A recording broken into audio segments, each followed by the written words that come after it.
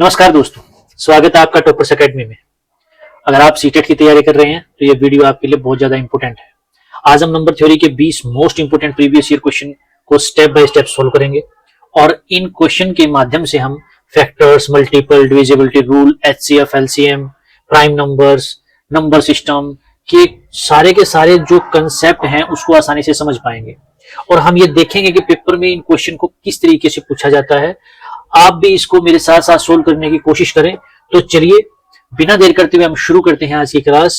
Video को अंत तक आपने जरूर देखना है क्योंकि ये वीडियो आपके लिए बहुत ज्यादा इंपॉर्टेंट रहने वाली है। और आज का हमारा पहला क्वेश्चन, संख्या 56,431 में 6 के स्थानीय मान और अंकित मान के बीच का अंतर ज्ञात कीजिए। देखो भाई, स्थानीय मान, इंग्लिश वाले बच्चे भी साथ ही साथ देखते रहो। स्थानीय मान को हम बोलते हैं प्लेस वैल्यू और अंकित मान को हम बोलते हैं फेस वैल्यू। प्लेस वैल्यू और फेस वैल्यू के बीच में हमें अंतर बताना है। प्लेस वैल्यू वो होती है जो अक्सर जिस जगह पे है उसकी वहां पर जो वैल्यू होती है उसको प्लेस वैल्यू यानी कि उसका स्थानीय मान कहते हैं। अंकित मान अलग अलग नहीं होता, अंकित मान बिल्कुल सेम होता है। हम यहाँ पर 56,431 का करें, अगर हम 6 का स्थानीय मान निकालेंगे तो स्थानीय मान के बाद 1 2 3 3 जीरो इसके पीछे लगानी पड़ेंगे, यानी कि 6000 इसका स्थानीय मान है, प्लेस वैल्यू है। और फेस वैल्यू 6 की 6 ही रहेगी, तो घटाएंगे तो 5,994। कुछ नहीं था इस सवाल के अंदर, बिल्कुल इजी सवाल था। आंसर क्या है? ऑप्शन ए। अगला सवाल, 96 के सभी धनात्मक गुणनखंडों का योगफल ज्ञात कीजिए।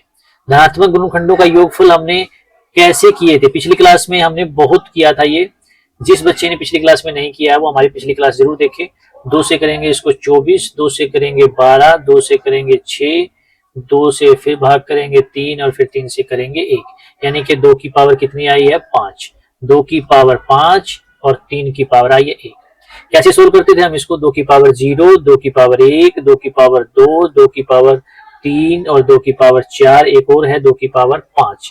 ये तो था 5 तक। और 3 में 3 की पावर 0 और 3 की पावर 1, यानी कि जितनी पावर है वहां तक जाना है हमें, जब हमें कुल गुणनखंडों का योगफल निकालना है तब। तो ये कितना आया? 1, 2 की पावर 1 को 2, 4, 8, 16 और 32। यहाँ पर क्या है? 3 की पावर 1, 3 की पावर 0 1 आया और 3 की पावर 1 को हम क्या लिखेंगे? 3 लिखेंगे। इसको जोड़ो, 3 और 4 7 और 8 15 और 16 31, 31 और 32 कितने होते हैं? 63। 63 को अगर हम 4 से गुना करेंगे तो कितना आएगा? ये 252, यानी कि ए ऑप्शन इसका बिल्कुल सही है, 252 आंसर। अगला सवाल है, संख्या 105 के गुणनखंडों की कुल संख्या बताओ। देखो उसमें था गुणनखंडों का योग, इसमें हमने क्या किया था? इसमें किया था गुणनखंडों का योगफल, लेकिन यहाँ पर हम कर रहे हैं गुणनखंडों की कुल संख्या। अब कुल संख्या हम कैसे निकालते हैं? सबसे पहले तो हमें गुणनखंड ही करने पड़ेंगे। गुणनखंड करो, 3 से ये कटेगा 35 पे और फिर 5 से कटेगा 7 पे, फिर 7 से कटेगा 1 पे, यानी कि 3 की पावर 1, 5 की पावर 1 और 7 की पावर 1, यह आया इसका। तो जब हम इस तरीके से कुल संख्या निकालेंगे तो पावर में क्या करते हैं? पावर में 1 जोड़कर और गुणा कर देते हैं, सभी को 1 जोड़कर गुणा कर देंगे। तो यह आया 2 2 2 8, बिल्कुल इजी है। आंसर क्या है? ऑप्शन ए।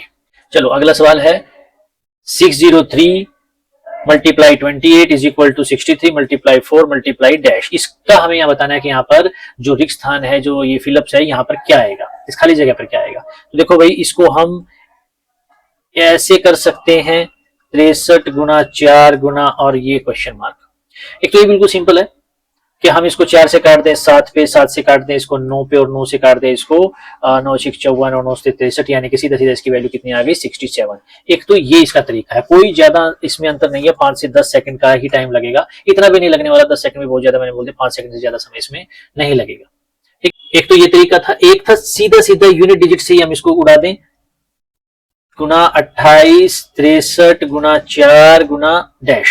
देखो थोड़ा अंदाजा लगाओ, 3 को अगर हम 8 से सिर्फ यूनिट प्लेस इकाई के अंक को गुना कर रहे हैं हम, 3 8 24, यानी कि अगर इनको गुणा करते हैं हम, हमें नहीं पता कि गुणा करके क्या आएगा, लेकिन इतना हम जानते हैं कि जो भी अक्षर आएगा उसके इकाई का अंक कितना होगा? 4 होगा। इधर भी बराबर होना चाहिए, तो अगर हम 3 को 4 से गुणा करते हैं तो ये कितना आता है 12, यानी कि इकाई का अंक कितना आया 2।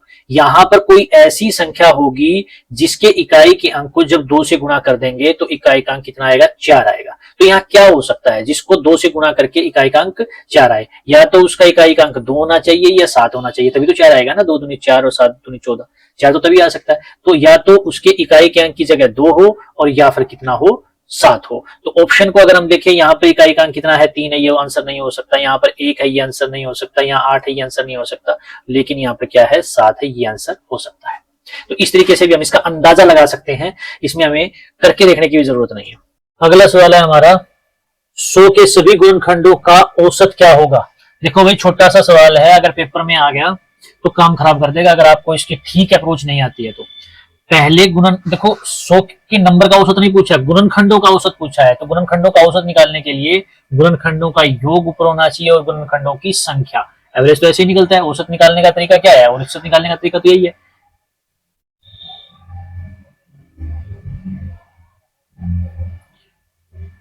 औसत कैसे निकाला जाता है, एवरेज निकालने का तरीका है योग तो होगा ऊपर और संख्या होगी नीचे, यानी कि सम होगा ऊपर नंबर होगा नीचे।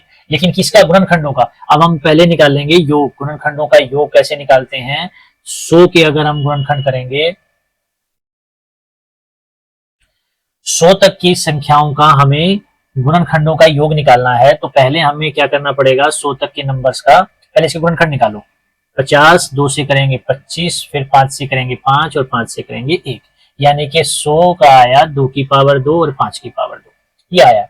तो पहले हमें योग निकालने के लिए क्या करना होता है, 2 की पावर 0, 2 की पावर 1, 2 की पावर 2 और 5 को भी ले जाएंगे 2 तक, 5 की पावर 1 और 5 की पावर 2। यहाँ पर करेंगे तो 1 2 4 और यहाँ पर करेंगे तो 1 5 और 25। इसको सोल्व करो, ये कितना आया 7, ये कितना आया 31। अगर हम गुणा करते हैं तो ये आया 217, यानी कि योग तो आ गया 217, ऊपर वाला आ गया 217। संख्या निकालो, तो गुणनखंडों की संख्या का फॉर्मूला भी हमने किया था। इसके जो अभाज्य गुणनखंड है वो 2 की पावर 2 और 5 की पावर 2 है। तो हम क्या करते हैं, पावर्स में 1 जोड़ते हैं और आपस में मल्टीप्लाई कर देते हैं, यही तरीका है हमारा। तो 3 तिया 9, ये आ गई इसकी संख्या। फॉर्मूला लगाएंगे और आंसर निकालेंगे। ऊपर क्या होगा, ऊपर होगा योग की जगह लगाओगे 217 और संख्या की जगह लगाओगे 9। तो 217/9, इसको 9 से इसको भाग कर दो, 9 दूनी 18 और 3 9 चौक 36 1, यानी कि इसका आंसर क्या आएगा, ऑप्शन बी। योग का फॉर्मूला लगाना है और संख्या का फॉर्मूला लगाना है, उसके बाद दोनों को क्या कर देना, डिवाइड कर देना। अगला हमारा सवाल है 123 की पावर 99, 99 की इकाई का अंक क्या होगा। बहुत आसान सा सवाल है और बहुत ज्यादा बार पूछे जाने वाला है ये, यानी कि हमें इसमें बताना है यूनिट डिजिट। यूनिट डिजिट हमें निकालना है। 123 की पावर हमें 99 दे रखी है, तो इसका सबसे आसान तरीका क्या होता है, इस पावर को हम 4 से डिवाइड कर देते हैं और जो रिमाइंडर बचता है वो हम लिखेंगे। रिमाइंडर कितना बचेगा, जब 99 को 4 से भाग करेंगे तो 24 चौके 96 होता है और बचेगा कितना 3, यानी कि पावर में कितना बचेगा 3। यहाँ पर भी हमें यूनिट डिजिट लेनी है 3 और 3 पावर में कितना बचा 3, यानी कि यह आ गया 27। यूनिट डिजिट कितनी है 7, तो इसका आंसर ऑप्शन सी बिल्कुल सही है। ठीक है, यदि संख्या 5 1 7 स्टार 324 पूर्णतः 3 से विभाज्य है तो स्टार के स्थान पर आने वाला सबसे छोटा अंक क्या होगा। हमें सबसे छोटा अंक बताना है। देखो 3 की विभाज्यता का नियम इसमें लगेगा सीधा सीधा, यूनिट डिजिट 5 जमा 1 जमा 7 जमा स्टार जमा 3 जमा 2 और जमा 4। देखो भाई जोड़ दो, 5 और 1 6, 6 और 7 13, 13 और 3 16, 16 2 18, 18 और 4 22, 22 जमा स्टार। अब स्टार की जगह पर क्या लगाऊं ताकि ये पूरी संख्या 3 से भाग हो जाए। क्या 0 लगाने से हो जाएगा, नहीं। 1 लगाने से 23 आ जाएगा, 2 लगाने से 24 और 3 लगाने से 25। तो आंसर क्या आएगा, ऑप्शन सी, क्योंकि जब हम इसकी जगह 2 लगा देंगे तो ये आएगा 24, जो पूरा पूरा 3 से भाग हो जाएगा। तो आंसर क्या है, ऑप्शन सी। अगला क्वेश्चन करते हैं। प्रथम 5 अभाज्य संख्याओं का योगफल कितना है। पहली 5 अभाज्य संख्याओं का योगफल, पहली 5 अभाज्य संख्याएं क्या है, ये तो बिल्कुल इजी सवाल है, वैसे भी सीधा सीधा कर सकते हैं। अभाज्य संख्याएं 2 है 3 है 5 है 7 है और 11 है। सीधा सीधा इसको जोड़ सकते हो, 5 और 5 10, 10 और 7 17, 17 और 11 28। तो इसका आंसर क्या है 28। सवाल बकवास था, कुछ नहीं था इस सवाल के अंदर। अगला सवाल है हमारा 1715.271 में 7 के 2 स्थानीय मानों का अंतर हमें बताना है। ये जो सवाल हमें दे रखा है इसमें 2 बार 7 दे रखा है, एक बार इस पोजीशन पर, एक बार इस पोजीशन पर, और बीच में पॉइंट लगा रखा है। और पॉइंट का ही खेल है, गलतियां पॉइंट से ही होंगी क्योंकि ये जो स्थानीय मान है ये तो सभी को निकालना आता है। यहां से तो आ जाएगा 700, इसमें कोई प्रॉब्लम नहीं है। यहाँ पर बच्चे कंफ्यूज होंगे, और कंफ्यूज होने की जरूरत नहीं है। यहाँ पर हमने गुणा किया था, यहाँ पर हम क्या करते हैं, भाग करते हैं। 100 को गुणा करके 700 आया था, यहाँ 100 को भाग करते हैं। पॉइंट के बाद जितने अक्षर है उतने से उसको क्या किया जाता है, डिवाइड किया जाता है। ठीक है, तो यहाँ पर हम क्या लिखेंगे, 0.07। और जब हम इनको घटाएंगे यानी कि 700 में से हमें 0.07 को घटाना है, तो ये हमारे पास आएगा 699.93। ये हमारे पास सही आंसर है, यानी कि ऑप्शन बी सही है। ठीक है, वैसे भी अंदाजा भी इसका लगा सकते हो क्योंकि 0 नहीं आ सकता क्योंकि दोनों बराबर है, बराबर नहीं है। देखो इसको ऑप्शन से भी हम कर सकते हैं। क्वेश्चन को सोल्व करने के हमारे पास 2 तरीके हैं, याद रखना। एक है सिलेक्शन, हर क्वेश्चन को सोल्व करने के 2 तरीके हैं, एक है सिलेक्शन वे, एक है रिजेक्शन वे। यानी कि उनको रिजेक्ट करते रहो जो आंसर हो ही नहीं सकता। जैसे देखो, एक बार 7 यहां लिखा है, एक बार 7 यहां लिखा है, तो इनका स्थानीय मान कुछ भी हो लेकिन बराबर तो नहीं हो सकता। और डिफरेंस करना है तो बराबर संख्या होंगी और उनका डिफरेंस होगा, तभी आंसर 0 आ सकता है, अन्यथा नहीं आ सकता। तो इसका मतलब बराबर तो ये हो नहीं सकता, आंसर भी 0 नहीं आ सकता। आंसर 700 भी नहीं आ सकता। 700 इसलिए नहीं आ सकता क्योंकि 700 तो इसी का है, अगर इसमें से हम कुछ घटाएंगे तो 700 कैसे आ जाएगा, नहीं आएगा। यहां पर ये आंसर सी भी नहीं हो सकता क्योंकि अगर 700 में से हम कुछ घटाएंगे, अगर 700 में से कुछ घटाएंगे तो आंसर 700 से ज्यादा कैसे आ सकता है, कम ही आएगा। तो 700 से कम आंसर सिर्फ ऑप्शन बी का है। हम इसको इस तरीके से भी कर सकते हैं। निम्नलिखित में से कौन सा कथन सही नहीं है, तो इन चारों को हमें ध्यान से पढ़ना पड़ेगा और देखना पड़ेगा कौन सा सही नहीं है या है। एक ना तो अभाज्य है ना भाज्य है, ये बिल्कुल सही है, भाज्य भाज्य में नहीं आता। 0 एक सम संख्या है, ये भी बिल्कुल सही है, 0 एक सम संख्या है। हालांकि बहुत कम बच्चों को इस बारे में पता है। देखो, सम संख्या के लिए क्या जरूरी है, सम संख्या के लिए जरूरी है 2 से भाग होना। ठीक है, 2 सम संख्या है, 2 के बाद 3 को छोड़ दो 4 सम संख्या है, 5 को छोड़ दो 6 सम संख्या है, 7 को छोड़ दो 8 सम संख्या है। यानी कि हर सम संख्या के बीच में एक विषम संख्या आती है और हर सम संख्या 2-2 के डिफरेंस में होती है। अगर हम यही पैटर्न उल्टा करें तो यहाँ पर आएगा 1 जो एक विषम है यानी कि ओड नंबर है, तो उससे पहले जो नंबर आया है वो कैसा होगा, सम संख्या होगी, यानी कि 0 को हम सम संख्या मानते हैं।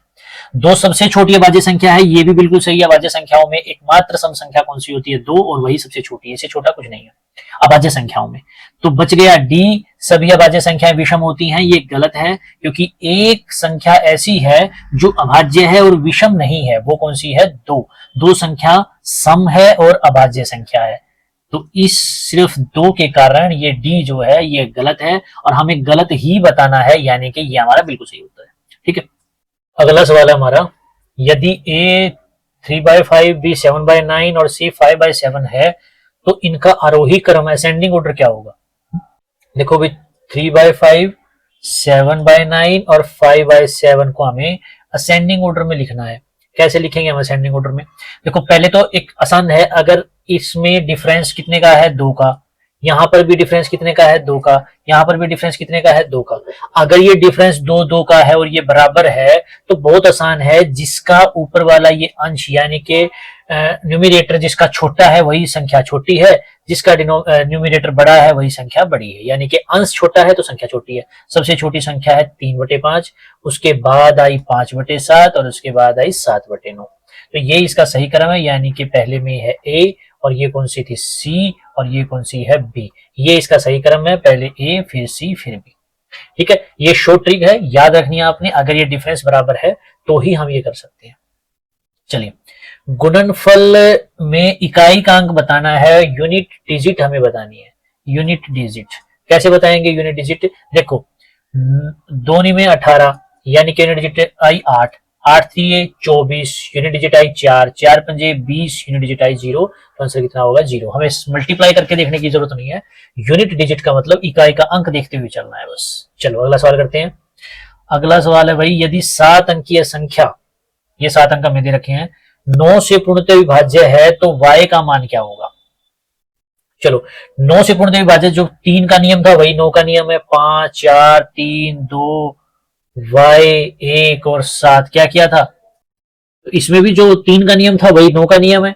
डिजिटल सम इसमें लगा दो, 3 2 y 1 और 7, ये 9 से विभाज्य है, 9 से विभाज्य है तो हम इसको जोड़ लेते हैं। 9 9 3 12, 12 2 14, 14 15, 15 और 7 22, 22 जमा y। तो बताओ y क्या लगाएं ताकि 9 से भाग हो जाए। तो y की जगह कितना लगेगा, 5 ही लगेगा ना, क्योंकि 22 और 5 27, 27 जो है भाग हो जाता है कितने से, 9 से। तो y की जगह जो अक्सर लगेगा वो क्या है, 5 है। देखो एक तरीका और है इसको करने का, एक तो ये है कि हम डिजिटल सम लगाएं और इसको निकाल लें, लेकिन एक तरीका ऐसा भी है कि हमें इसकी भी जरूरत नहीं है।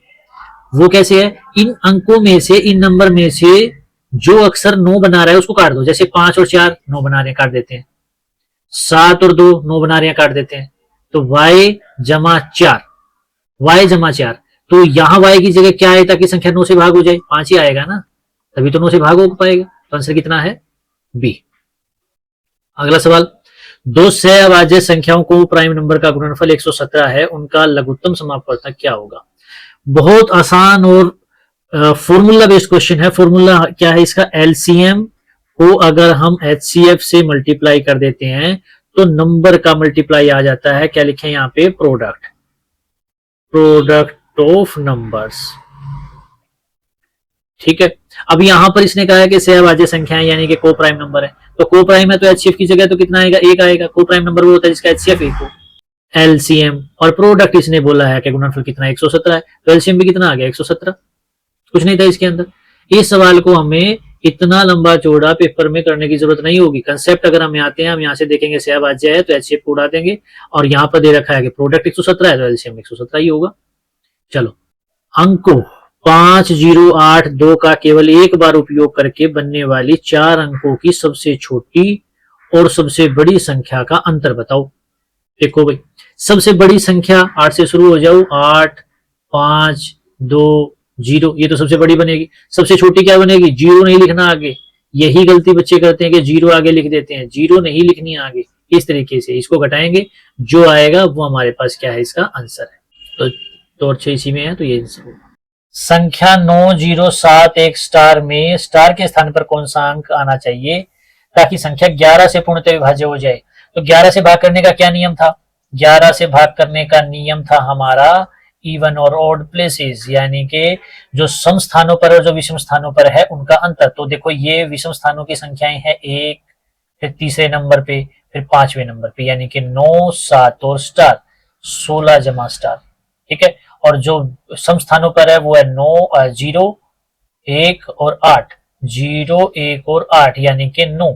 इन दोनों का हमें करना है डिफरेंस, 16 प्लस स्टार में से 9 घटा दो, यह आ गया 7 प्लस स्टार। तो यहां पर स्टार की जगह पर क्या आना चाहिए ताकि 11 से भाग हो जाए 4। ठीक है, ये आ गया होगा आपको समझ में। हमने क्या किया है, जो ओड स्थानों पर थे उनको और जो इवन स्थानों पे थे उनको जोड़ लिया और फिर बाद में उनका डिफरेंस कर दिया। नेक्स्ट है संख्या 306 के अभाज्य गुणनखंडों की कुल संख्या हमें बतानी है।